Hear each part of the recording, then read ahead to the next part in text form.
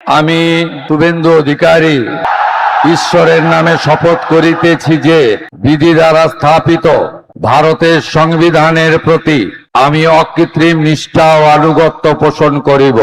আমি তাদের সবাইকে অন্তর থেকে প্রণাম জানাতে চাই। আপনাদের সকলের সহযোগিতায় আমরা জিতেছি, তাই আজ কথা কম কাজ বেশি। যে গুরু দায়িত্ব আপনারা দিয়েছেন পালন করার চেষ্টা করব এবং আমি নয় আমরা আমরা আমরা শপথ নিলেন মুখ্যমন্ত্রী শুভেন্দু, পিঠ চাপড়ে দিলেন মোদী। মোদী নিজে দৌড়ে এসেছেন, তার জন্য বিশাল ব্যাপার। বিজেপি এই প্রথমবারের মতন পশ্চিমবঙ্গ দখল করলো বলা যায়।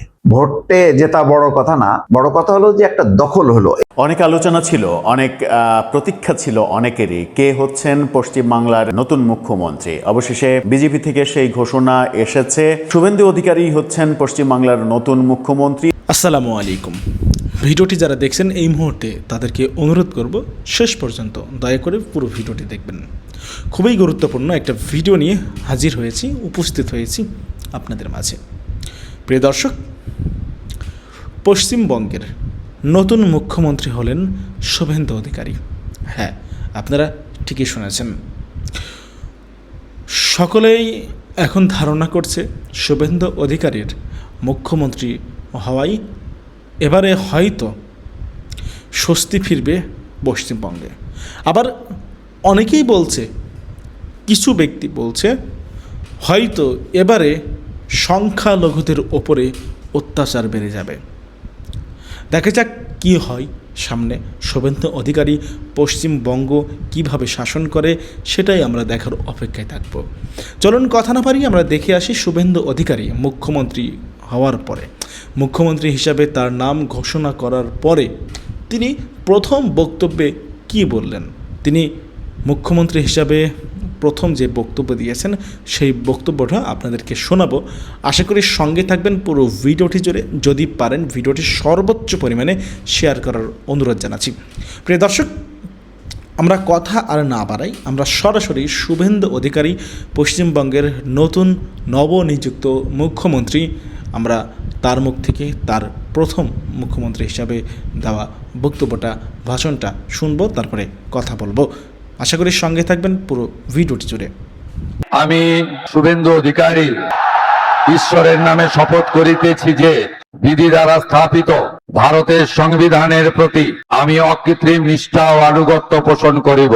আমি ভারতের সার্বভৌমত্ব ও অখণ্ডতা রক্ষা করিব। পশ্চিমবঙ্গ রাজ্যের মুখ্যমন্ত্রী রূপে আমার কর্তব্য সমূহ নিষ্ঠাপূর্বক এবং বিবেকসম্মত ভাবে নির্বাহ করিব এবং ভয় বা পক্ষপাত, প্রীতি বা বিদ্বেষ রহিত হইয়া সকল শ্রেণীর জনগণের প্রতি সংবিধান ও বিধি অনুসারে ন্যায় আচরণ করিব। আমি শুভেন্দু অধিকারী ঈশ্বরের নামে শপথ করিতেছি যে পশ্চিমবঙ্গ রাজ্যের মুখ্যমন্ত্রী রূপে যে কোনো বিষয় যাহা আমার বিবেচনার জন্য আনিত হইবে বা আমি জ্ঞাত হইব, তাহা মুখ্যমন্ত্রী রূপে আমার কর্তব্য সমূহে যথাযথ নির্বাহের জন্য যে রূপ আবশ্যক হইতে পারে তদ্গতিকে আমি প্রত্যক্ষ বা পরোক্ষ ভাবে কোন ব্যক্তি বা ব্যক্তিগণের নিকট জ্ঞাপন করিব না বা প্রকাশ করিব না।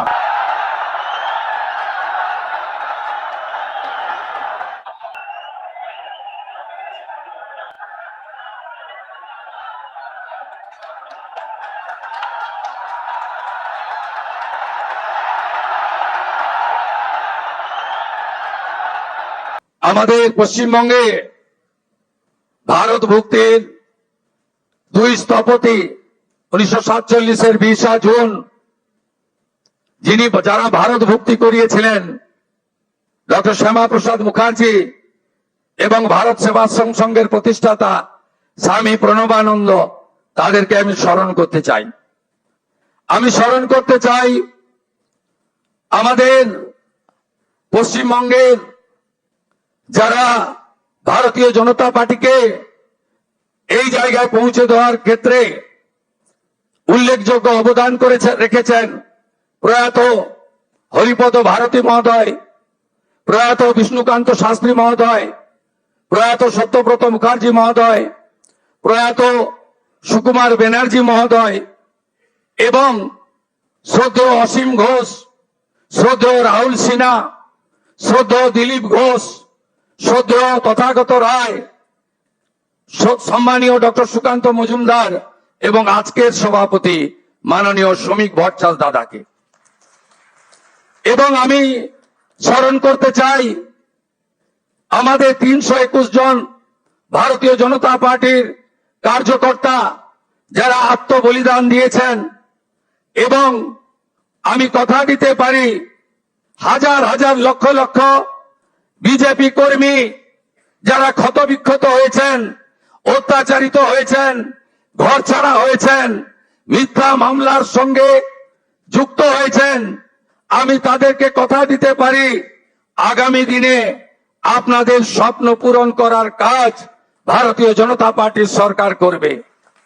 আমাদের নেতা নরেন্দ্র মোদীজি যে যে গ্যারান্টি দিয়েছেন সব গ্যারান্টি পূরণ করার কাজ ভারতীয় জনতা পার্টির সরকার করবে। আমি নয়, আমরা নীতিতে ভারতীয় জনতা পার্টির সরকার করবে। কথা কম কাজ বেশি ভারতীয় জনতা পার্টি করবে। চার্জশিট প্রকাশের দিন মাননীয় নেতা অমিত শাহজি দুটো প্রতিশ্রুতি বাংলার লোককে দিয়েছেন। সন্দেশখালী থেকে আরজিকর হয়ে যত মা বোনেদের উপরে, কন্যাদের উপর অত্যাচার হয়েছে তার কমিশন বসবে এবং যারা অভিযুক্ত তাদের বিরুদ্ধে ব্যবস্থা নেওয়া হবে। মাননীয় অমিত শাহজি চার্জশিট প্রকাশের দিন ঘোষণা করেছিলেন যে পশ্চিম বাংলায় ইনস্টিটিউশনাল করাপশন, প্রাতিষ্ঠানিক দুর্নীতি যারা করেছেন তাদের বিরুদ্ধে রিটায়ার্ড জাজকে দিয়ে কমিশন বসানো হবে এবং উপযুক্ত ভাবে আপনাদের সরকারি অর্থ যারা নয় ছয় করেছেন তাদের বিরুদ্ধেও আমরা ব্যবস্থা নেব। মাননীয় অমিত শাহজি যে সংকল্পপত্র প্রকাশ করেছেন, যা পরবর্তীকালে আমাদের যশস্বী প্রধানমন্ত্রী এই নির্বাচনের প্রধান প্রচারক, যার মিটিং এ লক্ষ লক্ষ লক্ষ মানুষ এসেছেন, যার অক্লান্ত পরিশ্রম এবং যিনি কথা দিয়ে গেছেন, আমি আপনাদের কাছে কথা দিতে পারি আগামী মন্ত্রিমণ্ডল, আগামী বিধায়ক দল, সর্বোপরি ভারতীয় জনতা পার্টির সংগঠন, বিচারধারার সঙ্গে যুক্ত লোকজন এবং অসংখ্য পশ্চিম বাংলার সাংস্কৃতিক চেতনার রাষ্ট্রবাদী নাগরিককে নিয়ে আমরা সংকল্পপত্র প্রত্যেকটা সময়বদ্ধ সময়ের মধ্যে পূরণ করব। আমাদের আসন একটাই মন্ত্র হোক, স্বামীজির মন্ত্র, চোরৈবতী চোরৈবতী চোরৈবতী। আমাদের মন্ত্র একটাই হোক, নরেন্দ্র মোদীজির মন্ত্র, সবকা সাথ, সবকা বিকাশ, সবকা বিশ্বাস, সবকা প্রয়াস। এটাই হোক আগামী দিনে আমাদের মন্ত্র।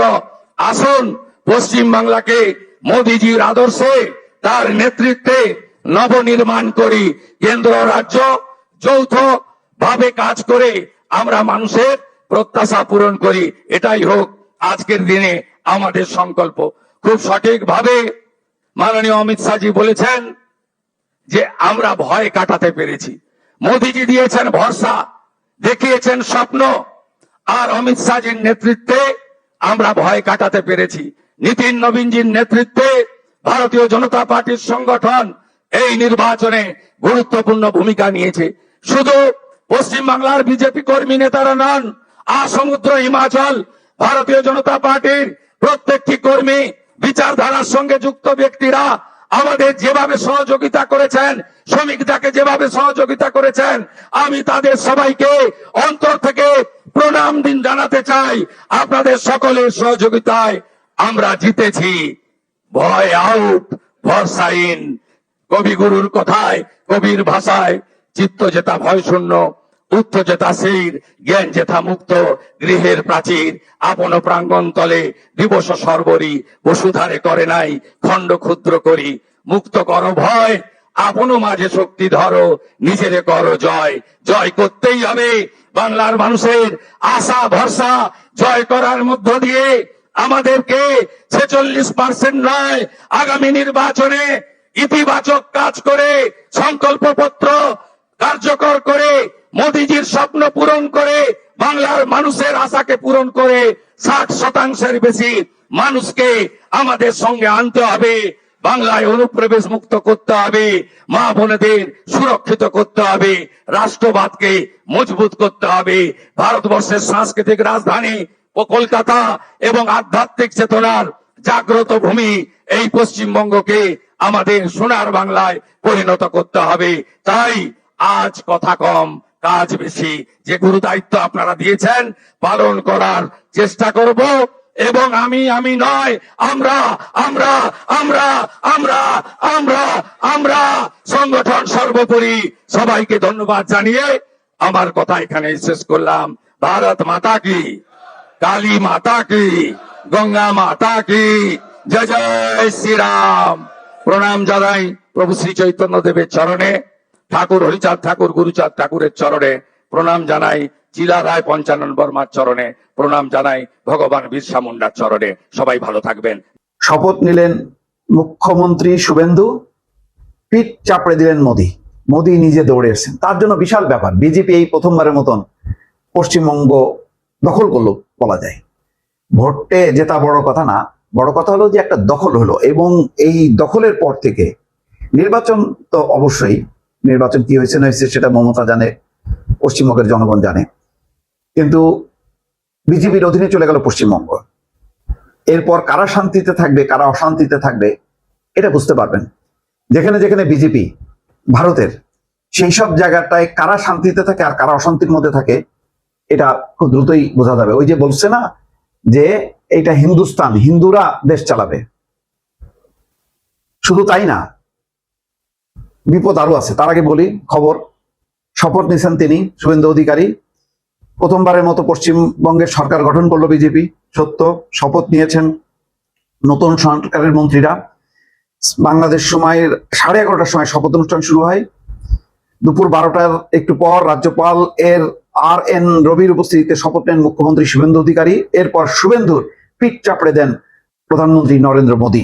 তাকে অভিবাদন জানান। মন্ত্রী হিসাবে শপথ নেন দিলীপ ঘোষ, অগ্নিমিত্রা পাল, অশোক কীর্তিনিয়া, নিশীথ প্রামাণিক, ক্ষুদিরাম টুডু। খবর NDTV, আনন্দবাজার, APB আনন্দের। যাই হোক, এই শুভেন্দুর আরো একটা ক্লিপ দেখবেন আছে যে শেখ হাসিনাই হচ্ছে বৈধ প্রধানমন্ত্রী আর ইউনূস হচ্ছে অবৈধ প্রধানমন্ত্রী। এই কথা কিন্তু এখনো সে প্রত্যাহার করেনি। তারপরে তার সাম্প্রদায়িক বক্তব্য, হিন্দুদের নিয়ে বক্তব্য, মুসলমানদের বিরুদ্ধে বক্তব্য, বাংলাদেশের বিরুদ্ধে বক্তব্য। তার মানে শুভেন্দু অধিকারী যতক্ষণ ক্ষমতায় আছে তার বাংলাদেশ চাপের মধ্যে পড়ে গেল, মুসলমানরা চাপে পড়লো। বহু যারা বাংলাদেশ থেকে, যে সমস্ত হিন্দু মুসলমান যারাই বহু বছর আগে সেখানে প্রতিষ্ঠিত হয়েছে পশ্চিমবঙ্গের বিভিন্ন প্রান্তে, তারা এখন অস্থিরতার মধ্যে থাকবে। তাদের আদি পরিচয় নিয়ে টানাটানি পড়বে। যদিও তিনি বলছেন যে আমার মা বরিশাল থেকে এসছে, ভয় নেই। কিন্তু ভয় যে কাকে বলে, আতঙ্ক যে কাকে বলে, সন্ত্রাস কাকে বলে, এইটা হাড়ে হাড়ে টের পাবে পশ্চিমবঙ্গের মানুষ। এবং সবচেয়ে বড় কথা হলো পশ্চিমবঙ্গের মধ্যে, পশ্চিমবঙ্গ তো আর আমাদের দেশ না, ভারতের একটা অংশ। কিন্তু ওই যে তার বাংলাদেশ বিরোধী মনোভাব, কারণ প্রতিবেশী বড় রাজ্য পশ্চিমবঙ্গ, তার সাথে মমতা যখন ছিল তখন সুসম্পর্ক ছিল। ইভেন ইউনূস সরকারের সময় কোনো সমস্যা হয়নি, হাসিনার সময়ও তো না, তার আগেও না।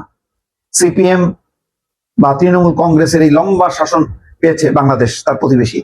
শাসক দল ছিল না, কংগ্রেসও ছিল না, আর বিজেপিও ছিল না। এখন কিন্তু বাংলাদেশ হাড়ে হাড়ে টের পাবে, হাড়ে হাড়ে টের পাবে এই অঞ্চলের মানুষ, ওই এখান থেকে যাওয়া মানুষ যারা, যাদের আদি নিবাস বাংলাদেশে। তারা জানি না, যদি বিজেপি তার নীতি আমূল পরিবর্তন না হয় তাহলে বাংলাদেশের কপালে দুঃখ আছে। অন্যদিকে শেখ হাসিনা হয়তো হাসবে, কিন্তু সেই হাসি খুব একটা বিস্তৃত হবে না। কারণ শেখ হাসিনাকে নিয়ে যদি মুভ করতে যায়, আবার সেই বক্তব্য দিতে যায় যে বাংলাদেশের বৈধ প্রধানমন্ত্রী শেখ হাসিনা, আওয়ামী লীগের প্রতি যদি দরদ দেখাতে যায়, তাহলে যেটা হবে বাংলাদেশের সব সরকার বিরোধী সব ঐক্যবদ্ধ হবে। এবং সম্ভবত শুভেন্দু অধিকারী এমন একটা পরিস্থিতি তৈরি করবে পশ্চিমবঙ্গে সাম্প্রদায়িকতা প্রশ্নে, বাংলাদেশ প্রশ্নে, যেখানে সরকার এবং বিরোধী সব পক্ষই ঐক্যবদ্ধ থাকবে। তো এটা বলা যায় এক অর্থে আশীর্বাদ বাংলাদেশের জন্য। দেখা যাক কি হয়। অনেক আলোচনা ছিল, অনেক প্রতীক্ষা ছিল অনেকেরই, কে হচ্ছেন পশ্চিমবাংলার নতুন মুখ্যমন্ত্রী। অবশেষে বিজেপি থেকে সেই ঘোষণা এসেছে, শুভেন্দু অধিকারী হচ্ছেন পশ্চিমবাংলার নতুন মুখ্যমন্ত্রী। এবং মানে বিজেপি যে সাম্প্রদায়িক সংগঠন, সেই সাম্প্রদায়িক সংগঠনের অন্যতম একটা সাম্প্রদায়িক ভোকাল শুভেন্দু অধিকারী, যার কথাবার্তাতে সবসময়ই সাম্প্রদায়িক সুর পাওয়া যায়। একটা ভিডিও গত রাতে ভাইরাল হতে দেখেছি, যেখানে তাকে বলা হচ্ছে যে হিন্দু মুসলিম সব আলাদা হয়ে যাও, মন্দিরে সব মাইক লাগাও, হর্ন বাজাও, এটা করো ওটা করো, ধর্ম পরিবর্তন করতে হবে, এই ধরনের বক্তব্য তার বেশ সমালোচনার জন্ম দিয়েছে। বাংলাদেশের যারা সাম্প্রদায়িক গোষ্ঠী রয়েছে তারা আবার ওখানকার সাম্প্রদায়িক এই রাজনীতির সমালোচনা করছেন, কিন্তু মানে এই আলোচনাও এর প্রেক্ষাপটে হচ্ছে যে একদল জয় শ্রীরাম বলে মুসলমানের দোকান ভাঙে, আর একদল নারাত তাকবীর বলে মাজার ভাঙে। এই দুই গোষ্ঠীর আদতে মাঝখানে কোনো পার্থক্য নেই। বিজেপির আজকে পশ্চিমবাংলায় জেতার পরে আওয়ামী লীগ পন্থী যারা রয়েছে তাদের উল্লাস দেখা যাচ্ছে। আবার নরেন্দ্র মোদীর সরকার, বিজেপি সরকার যখন আওয়ামী লীগের আমলে বিজয় লাভ করলো প্রথমবারের মতো, নরেন্দ্র মোদী যখন প্রথমবারের মতো প্রধানমন্ত্রী হলেন, তখন আমরা দেখলাম যে বাংলাদেশে বিএনপি জামাত তাদের প্রচণ্ড উল্লাস মিষ্টি বিতরণ করা। এই যে রাজনৈতিক পালাবদল, এবং রাজনৈতিক পালাবদলে এবার আমরা আরেকটা ঘটনা দেখলাম যে এই বিজেপির পশ্চিমবাংলা বিজয় এবং এই শুভেন্দু অধিকারীর মুখ্যমন্ত্রী হওয়ার প্রেক্ষাপটে আওয়ামী লীগ যে দলের কার্যক্রম নিষিদ্ধ করে রাখা হয়েছে বাংলাদেশে, সেই আওয়ামী লীগ আনুষ্ঠানিকভাবে শেখ হাসিনার পক্ষ থেকে বিজেপিকে এবং শুভেন্দু অধিকারীকে অভিনন্দন জানালো, বার্তা প্রেরণ করে এরকম একটা পোস্টও দেখা গেছে। হঠাৎ করে আওয়ামী লীগ এত উচ্ছ্বসিত কেন? পশ্চিমবাংলার এই পালাবদল আওয়ামী লীগের রাজনীতিতে কি বড় ধরনের কোনো ভূমিকা পালন করবে? চলুন একটু জেনে দেখি কি বার্তা দিল আওয়ামী লীগ পশ্চিমবাংলার বিজেপি সরকার গঠনের প্রাককালে। দর্শক, বলছিলাম শুভেন্দু অধিকারী হচ্ছেন পশ্চিমবাংলার মুখ্যমন্ত্রী। আগামীকালকে তার শপথ অনুষ্ঠান অনুষ্ঠিত হবে। এই খবর যখন আমরা দিচ্ছি তখন অন্যদিকে তামিলনাড়ুতে আমরা দেখেছি বিজয় থালাপাতি তার মুখ্যমন্ত্রী হওয়ার একটা সংকট তৈরি হয়েছিল, সেই সংকটও কেটে গেছে। তিনি সেখানে মুখ্যমন্ত্রী হতে চলেছেন, তার শপথে আর কোনো বাধা থাকছে না, তিনি সংখ্যাগরিষ্ঠতা অর্জন করেছেন। পশ্চিমবাংলা নিয়ে সব থেকে বেশি মাথা ব্যথা বাংলাদেশি রাজনীতিবিদদের। আওয়ামী লীগ এই ব্যাপারে একটা মানে থ্যাঙ্কস লেটার দিয়েছে পশ্চিমবঙ্গর নতুন হতে যাওয়া সরকারকে এবং বিজেপিকে। এরকম একটা পোস্ট আওয়ামী লীগের প্যাডে আমরা দেখেছি, সেই প্যাডটা আপনারা দেখে নিতে পারেন। সেখানে তারা লিখেছে, ভারতের পশ্চিমবঙ্গের বিধানসভা নির্বাচনে বিজয়ী সকলকে আওয়ামী লীগ সভাপতি ও সাবেক প্রধানমন্ত্রী বঙ্গবন্ধু কন্যা জননেত্রী শেখ হাসিনার শুভেচ্ছা ও অভিনন্দন। বাংলাদেশ আওয়ামী লীগ সভাপতি ও গণপ্রজাতন্ত্রী বাংলাদেশ সরকারের সাবেক প্রধানমন্ত্রী বঙ্গবন্ধু কন্যা জননেত্রী দেশরত্ন শেখ হাসিনা আজকে এক অভিনন্দন বার্তায় ভারতের পশ্চিমবঙ্গের বিধানসভা নির্বাচনে ভারতের জনতা পার্টি বিজেপির প্রতিনিধিগণ সহ বিজয়ী সকলকে আন্তরিক শুভেচ্ছা ও অভিনন্দন জানিয়েছেন। বার্তায় তিনি পশ্চিমবঙ্গ রাজ্য বিজেপির নেতা শ্রী শুভেন্দু অধিকারীকে বিশেষভাবে অভিনন্দন জানিয়েছেন। পাশাপাশি বিজয়ী সকলের উত্তরোত্তর সাফল্য এবং পশ্চিমবঙ্গ সহ সমগ্র ভারতের জনগণের সমৃদ্ধি ও কল্যাণ প্রত্যাশা করেন। এরপরে নিচে লেখা আছে, জয় বাংলা, জয় বঙ্গবন্ধু, বাংলাদেশ চিরজীবী হোক। এই যে এখানে একটা বিষয় খুবই লক্ষণীয়, এখানে কিন্তু প্যাডে সাবেক প্রধানমন্ত্রী লেখা, সাবেক প্রধানমন্ত্রী শেখ হাসিনা। তার মানে আওয়ামী লীগ এখন আর শেখ হাসিনাকে বাংলাদেশের এখনো বৈধ প্রধানমন্ত্রী এই দাবিটা করছে না, যদি এই বিজ্ঞপ্তিটা কিংবা এই প্যাডের লেখাটা সত্যি সত্যি আওয়ামী লীগের হয়ে থাকে। আওয়ামী লীগ শুভেন্দু অধিকারীকে স্পেশালি থ্যাঙ্কস দিল। ভারতীয় একাধিক সাংবাদিকের বিভিন্ন কন্টেন্ট গত 2-3 দিনে আমরা দেখছি, সেই কন্টেন্টে তারা দাবি করছেন যে এরই মাঝে শুভেন্দু অধিকারী বিজয়ের পরে শেখ হাসিনার সঙ্গে নাকি তার টেলিফোন আলাপ হয়েছে এবং সেই ফোনটা শেখ হাসিনা নিজেই নাকি শুভেন্দু অধিকারীকে করেছিলেন। প্রথমে শুভেন্দুর পিএস ধরেন, যে পিএস এই একদিন আগে আততায়ের গুলিতে নিহত হয়েছিলেন, সেই নাকি ফোন ধরেছেন এবং ফোন ধরার পরে শুভেন্দুর কথা হয়েছে। কলকাতা সফরের আমন্ত্রণ জানিয়েছেন শেখ হাসিনাকে শুভেন্দু অধিকারী, এবং তিনি নাকি এটাও বলেছেন যে আপনি দেশে ফেরার আগে কটা দিন আমার রাজ্যে এসে আতিথেয়তা গ্রহণ করেন। তার মানে শুভেন্দু অধিকারী জেতার পরে এবং তাকে যখন কনফার্ম করা হয়েছে তিনি হতে চলেছেন মুখ্যমন্ত্রী, ঠিক সেই সময় তাকে কেন্দ্র করে আওয়ামী লীগের রাজনীতি আবার নতুন করে উজ্জীবিত হওয়ার স্বপ্ন দেখছে। কিন্তু সেই স্বপ্নটা কতটা বাস্তবে রূপ লাভ করবে সেই ব্যাপারে নিশ্চয়ই সন্দেহ রয়েছে, কারণ মানে যেখানে নরেন্দ্র মোদী পেরে ওঠেননি গত 2 বছরে আওয়ামী লীগের রাজনীতির নিষেধাজ্ঞা তুলে নিতে, সেখানে শুভেন্দু অধিকারী একটা রাজ্যের মুখ্যমন্ত্রী, তিনি কি ভূমিকা পালন করবেন আর এটা নিয়ে এত উচ্চাসা পোষণ করার কারণই বাকি। আবার অন্যদিকে পক্ষান্তরে আওয়ামী লীগের যারা বিরোধী রাজনীতি করে, বিশেষ করে বাংলাদেশে যারা সাম্প্রদায়িক রাজনীতি করে, তারা শুভেন্দুর এই বিজয়, বিজেপির এই বিজয় নিয়ে এত বেশি অস্থির কেন, এত বেশি আতঙ্কিত কেন? তাদের মধ্যে এই ব্যাপারে একটা ভয় কাজ করছে কেন? কেন তাদের মুখে মানে শোনা যাচ্ছে যে ওদিকের গেরুয়া রং, গেরুয়া রাজনীতি বাংলাদেশে এসে গেছে? এই ধরনের বক্তব্য কেন আসছে সেটাও কিন্তু বেশ সন্দেহজনক একটা ব্যাপার। দর্শক, আপনার কাছে কি মনে হয় এই শুভেন্দুর বিজয় এবং আগামীকালকে মুখ্যমন্ত্রী হিসেবে তিনি যে শপথ নিতে চলেছেন, এরপরে দৃশ্যপটে কি অনেক পরিবর্তন আমরা দেখব, নাকি এগুলো শুধুমাত্র কথার আওয়াজ, এই আওয়াজে কোনো ধরনের কোনো পরিবর্তন আসবে না? বাংলাদেশ নিয়ে কুরুচিপূর্ণ মন্তব্য করা শুভেন্দুই কি হচ্ছেন পশ্চিমবঙ্গের মুখ্যমন্ত্রী? বিজেপির ভরসা কেই শুভেন্দু অধিকারী। বাংলাদেশকে নিয়ে শুভেন্দুর সমস্যা কোথায়? কার্গো বিমানে করে কলকাতার সব ময়লা নিয়ে ঢাকার বুকে ফেলে আসবো, ঢাকা শহর ময়লায় ঢেকে যাবে। কিংবা যুদ্ধ তো ভারতের কাছে কয়েক মিনিটের ব্যাপার, কয়েক মিনিটেই বাংলাদেশ দখল করে নেব। কথাগুলো শুনলে যে কারোর মনে হতে পারে পাড়ার মোড়ে দাঁড়িয়ে কেউ হয়তো সস্তা চাপাবাজি করছে, কিন্তু না, যিনি এই কথাগুলো বলেছেন তিনি শুভেন্দু অধিকারী। বিজেপির হয়ে পশ্চিমবঙ্গের মুখ্যমন্ত্রী হয়তো তিনিই হতে চলেছেন। প্রশ্ন হচ্ছে, যে মানুষটা প্রতিবেশী দেশ নিয়ে এমন কুরুচিপূর্ণ আগ্রাসী মন্তব্য করতে পারেন, তিনি যদি সত্যিই মুখ্যমন্ত্রী হয়ে বসেন তখন পরিস্থিতি কেমন হবে? আর সবচেয়ে বড় প্রশ্ন, বাংলাদেশের ওপর তার এত ক্ষোভ কেন? কেনই বা তিনি মমতা বন্দ্যোপাধ্যায়ের মতো নেত্রীকে ছেড়ে বিজেপিতে যোগ দিলেন? আর ভারতের কেন্দ্রীয় শাসক দল বিজেপিই বা কেন তার উপর অন্ধভাবে ভরসা করছে? অদ্ভুত ব্যাপার হলো, কথায় কথায় বাংলাদেশ আর মমতা বন্দ্যোপাধ্যায়কে নিয়ে নেতিবাচক মন্তব্য করা এই শুভেন্দু কিন্তু একসময় মমতারই ডানহাত ছিলেন। কিন্তু কিভাবে তিনি মমতার আস্থাভাজন থেকে সরে গিয়ে বিজেপিতে যোগ দিলেন সে কথা পরে বলছি। তার আগে বলি, শুভেন্দু অধিকারী উঠে এসেছেন পোড় খাওয়া রাজনৈতিক পরিবার থেকে। তার বাবা শিশির অধিকারী দীর্ঘদিনের বর্ষিয়ান রাজনীতিবিদ। পূর্ব মেদিনীপুর জেলায় অধিকারী পরিবারের একচেটিয়া আধিপত্য অনেক আগে থেকেই। ছাত্র রাজনীতি থেকে শুরু করে ধাপে ধাপে নিজেকে প্রতিষ্ঠিত করেছেন শুভেন্দু। তবে তার রাজনৈতিক কেরিয়ারের সবচেয়ে বড় টার্নিং পয়েন্ট ছিল 2007 সালের নন্দীগ্রাম আন্দোলন। দীর্ঘ 34 বছরের বামফ্রন্ট সরকারের ভিত নাড়িয়ে দেওয়া নন্দীগ্রাম আন্দোলনের মাঠ পর্যায়ের মূল স্থপতি ছিলেন এই শুভেন্দু। মমতা বন্দ্যোপাধ্যায় ছিলেন সেই আন্দোলনের মুখ, কিন্তু ময়দানে ক্যাডারদের সংগঠিত করা, প্রতিরোধ গড়ে তোলা, এসবের নেপথ্যে ছিলেন শুভেন্দু। বামদের উৎখাত করে তৃণমূল কংগ্রেস যখন ক্ষমতায় এলো, তখন শুভেন্দু হয়ে উঠলেন মমতার ডান হাত। মেদিনীপুর সহ আশেপাশের বেশ কয়েকটি জেলায় দলের চাবিকাঠি ছিল তার হাতেই।